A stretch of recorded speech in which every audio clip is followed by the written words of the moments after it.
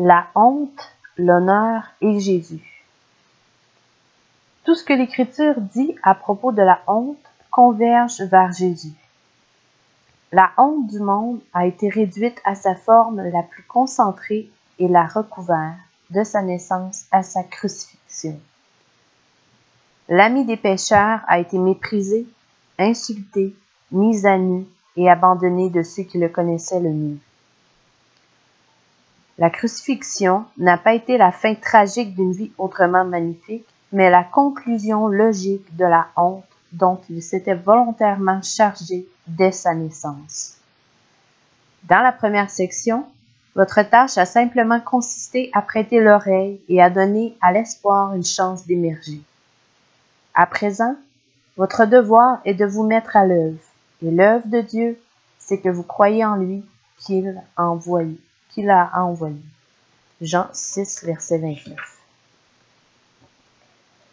Comment être libéré de la honte?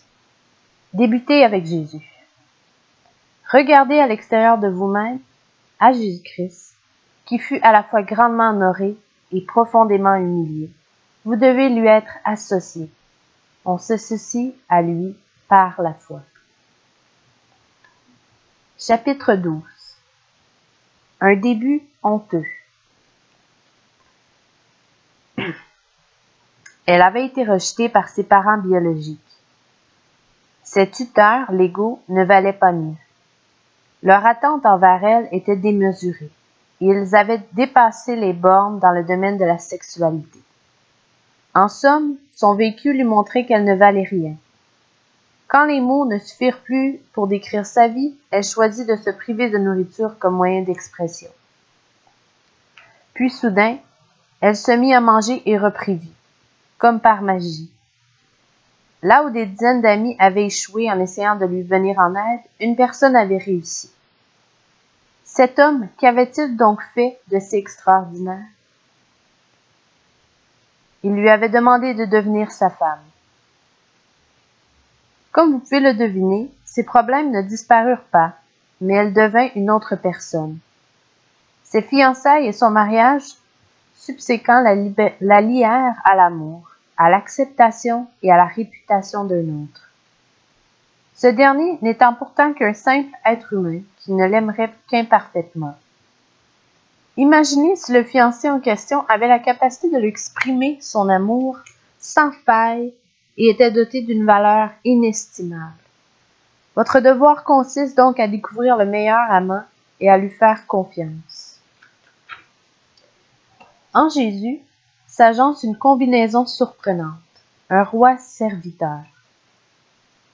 Rien ne se compare à lui, un président responsable des latrines, une reine SDF.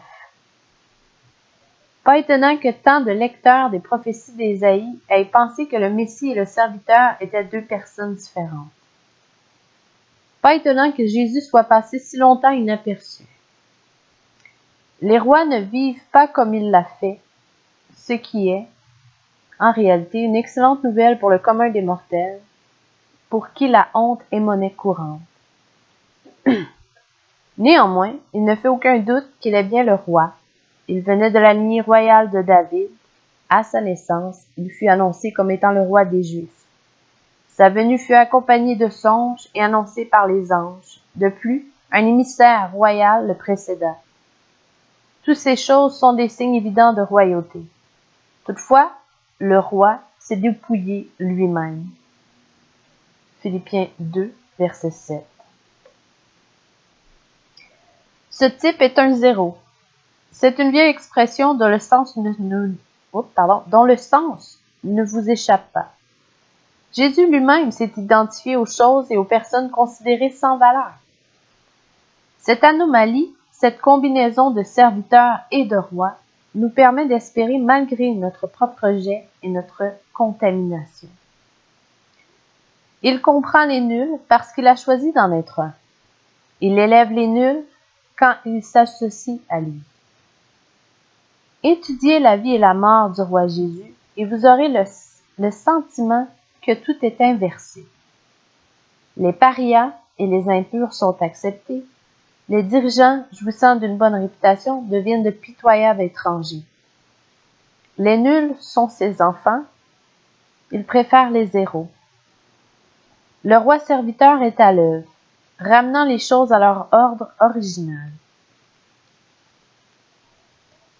De sang royal. Oui, Jésus était de sang royal. Votre vie dépend en fait de cette réalité. Pour effacer la honte, vous devez être lié à quelqu'un de particulièrement honoré. À cette fin, Matthieu et Luc soulignent tous deux sa lignée royale. Néanmoins, Matthieu tient à y inclure Tamar, Rahab et Ruth, branches embrassantes de l'arbre généalogique que d'autres auraient bien voulu élaguer. L'une tombe enceinte de son beau-père, l'autre est une étrangère et une prostituée, et la troisième est une étrangère à qui il ne reste plus rien. De plus, ce sont des femmes, et à cette époque, les femmes n'avaient que peu de valeur. Matthieu tient à marquer cette particularité du roi. Voici des femmes dont le péché et la honte ne les définiraient plus. En revanche, grâce à la miséricorde de Dieu, elles ont été honorées dans le cadre de la lignée davidique et des ancêtres du Messie. C'est ça la puissance divine. Quel roi est suffisamment puissant pour inverser la honte et la remplacer par l'honneur? Un fiancé qui était un homme bien a été en mesure de mettre un terme à la honte d'une femme anorexique. Toutefois, comme pour n'importe quelle relation humaine, la solution n'était que temporaire. Le bon lieu de naissance. Si vous aviez voulu redorer votre blason à l'époque du Nouveau Testament, il vous aurait suffi de mentionner votre arbre généalogique impressionnant. Ensuite, vous auriez pu souligner le fait que vous aviez été élevé du bon côté de la voie. Remarquez que Paul utilise à son avantage son lien avec Tars dans Actes 22, verset 3. L'Écriture suit dans cette stratégie culturellement acceptée quand elle s'attache à prouver que Jésus est le Messie, mais elle le fait avec un brin d'ironie et un clin d'œil manifeste. Jésus était bien de sang royal, ce qui n'empêche pas Matthieu de souligner le côté sombre de son arbre généalogique, en vue de montrer que Jésus n'étant pas un roi ordinaire. À raison de l'ironie, on peut s'attendre à ce que sa ville natale nous fasse également sourire. Jésus est né à Bethléem, une petite ville située à une dizaine de kilomètres de Jérusalem, dont il n'y avait pas de quoi se vanter. Cependant, selon une prophétie de Bethléem devait sortir celui qui dominerait sur Israël et dont les activités remontaient au temps ancien. Michée 5, verset 1. Jusqu'ici, tout va bien. Or, à partir de là, tout semble dérailler. La persécution qui accompagne sa naissance force ses parents à fuir en Égypte comme des parias, des exilés sans privilèges ni réputation. De tous les endroits où ils auraient pu fuir, Jésus s'est retrouvé dans le pays qui autrefois avait asservi son peuple. C'est comme si l'on ramenait un Juif en Allemagne pour le faire échapper à une persécution alors que le souvenir des atrocités nazies est encore vif. La situation financière de cette famille n'était guère plus brillante, étant donné que pour la circoncision de Jésus, ses parents offrirent 2 pigeons, soit l'offrande requise des indigents. Lévitique 12, verset 8 et Luc 2, verset 22 à 24. En revenant d'Égypte, ils s'installèrent à Nazareth, une ville de Galilée qu'Ésaïe nomme le territoire des païens. Ésaïe 8, verset 23. C'était carrément l'opposé de Jérusalem en matière de prestige. À l'époque, adjoindre des païens à quoi que ce soit provoquait des ricanements et des mocaneries parmi le peuple. Les païens étaient impurs. Le moindre contact avec l'un d'entre eux vous souillait. Pourtant, c'est là que Jésus grandit. C'est la ville à laquelle il serait identifié, Jean 7, verset 41. Sans doute avait-il pris l'accent régional. Le mieux que l'on puisse dire concernant l'origine géographique de Jésus, c'est qu'il était un roturier. Les gens ordinaires et pauvres voyaient en lui l'un des leurs, tandis que la classe dirigeante pensait qu'il devait se contenter de son rang. Rêve et annonce. L'Écriture vous livre des titres de compétences de Christ. Il est un roturier et un paria qui vous connaît et s'identifie à vous, de sorte que vous pouvez vous identifier à lui. Il est également le roi qui vous transporte vers les sommets de l'honneur et des privilèges. La naissance de gens célèbres s'accompagne de signes, de rêves et de fastes. Une fois de plus, il faut s'attendre à l'imprévu et aux surprises avec Christ. Certes, les anges chantèrent à propos de sa naissance. Jésus était indéniablement le roi des rois. Cependant, les anges chantèrent à des bergers, des hommes dont le travail était des plus humbles. Peut-être à raison de leur mode de vie vagabond, leur témoignage n'étant même pas accepté par une cour de justice. Le roi faisait ainsi une annonce sans précédent. Il demeurait parmi les exclus. On trouve les mêmes anomalies dans les autres annonces et rêves. L'ange Gabriel dit à Marie qu'elle va donner naissance au Fils du Très-Haut. Mais l'ange ajoute que Marie sera enceinte avant qu'elle ne soit mariée, ce qui était particulièrement déshonorant à cette époque.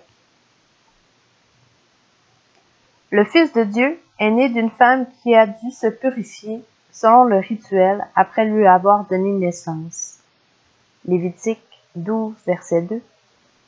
En outre, il fut conçu alors que Marie était célibataire, ce qui signifie que le départ de cette dernière pour l'Égypte fut une bénédiction. Au moment où elle s'installa à Nazareth, les gens ne comptaient plus les mois qui s'étaient écoulés entre le jour de son mariage et la naissance de son fils aîné. C'est ainsi que le roi Jésus choisit d'être introduit dans le monde. Le Dieu saint, qui a pris forme humaine, a opté pour l'échelon social le plus bas. Lui seul était à même de purifier l'humanité, mais vers la fin de sa vie, la plupart des gens ne voulaient même plus s'approcher de lui. Messagers et ambassadeurs. Les personnes importantes se font précéder de messagers ou d'ambassadeurs. Un roi ne se présente pas dans un endroit sans être dûment annoncé. Le roi vient, faites place au roi. En tant que représentant du roi, les ambassadeurs doivent être impressionnants. Ils se démarquent de la foule en portant des uniformes, des médailles et des bannières. Avant l'apparition officielle d'un roi, on s'assure que toutes les dispositions ont été bien prises. Jésus a eu un ambassadeur dont l'importance était si grande que sa naissance fut également accompagnée d'apparitions angéliques et de signes merveilleux. Luc 1. Toutefois, Jean-Baptiste n'était pas le héros de roi ordinaire. Son uniforme était un grossier manteau fait de poils de chameau. Ses mets royaux se composaient de sauterelles et de miel sauvage. Très populaire parmi les pauvres et les gens du commun. Il prédit néanmoins le pire pour la classe dirigeante, race de vipères qui vous a appris à fuir la colère à venir. Luc 3, verset 7. Le message qu'il adressait à tous était le suivant. Repentez-vous car le royaume des cieux est proche. Matthieu 3, verset 2. En qualité d'ambassadeur de Christ, Jean offrait la purification symbolisée par le baptême. Jean 1, verset 26. En écoutant le messager, on en apprenait beaucoup concernant le roi. Le message à retenir et qui ne saurait être plus clair, c'est que le roi s'identifie au paria. Vous l'avez entendu auparavant et vous l'entendrez à nouveau. Un autre message est également transmis, bien qu'il soit moins évident à ce stade. Tout au long de l'Ancien Testament, on notait un refrain constant. les êtres humains avaient besoin d'être purifiés, acceptés et revêtus. La méthode de purification était énoncée en détail dans les rituels. Néanmoins, ces rituels n'étaient pas définitifs. Dieu s'en servait pour enseigner à son peuple que le péché et la contamination étaient de graves problèmes auxquels lui seul pouvait remédier. Avec Jean-Baptiste et Jésus, son plan se dévoile et il est radical. Un homme impur et honteux pouvait être purifié par le simple fait de confesser son propre péché, que ce soit au temple de Jérusalem ou dans le désert de Judée. La personne ayant été contaminée par autrui pouvait être purifiée et acceptée. Seuls ses propres péchés la séparaient de Dieu et des autres.